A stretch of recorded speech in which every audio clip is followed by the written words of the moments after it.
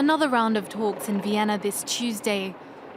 The 17-member International Syria Support Group, which includes France, Iran, Saudi Arabia and Turkey, are aiming to patch up a disintegrating ceasefire agreement and restart stalled peace talks.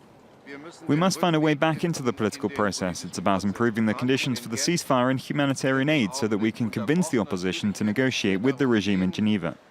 The UN-mediated peace talks in Geneva are currently at an impasse. Anger over ceasefire violations by the Assad regime saw the Syrian opposition coalition walk out of the latest round of talks. Both sides accuse each other of violating the shaky ceasefire brokered by Washington and Moscow in late February.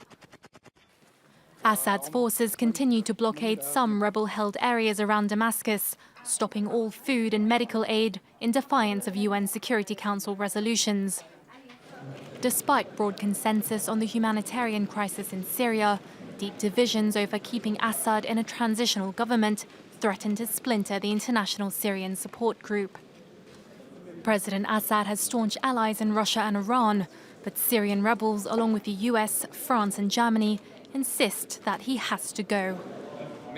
There can be no long-term future for this country with President Bashar al-Assad, which is why we have to start here in Vienna, with the support of the United Nations, to negotiate about what a transitional government could look like.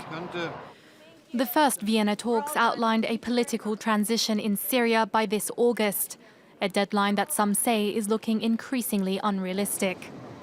In the meantime, the Islamic State group and other jihadist organizations not party to the ceasefire or peace talks continue to tighten their grip on vast swathes of the country.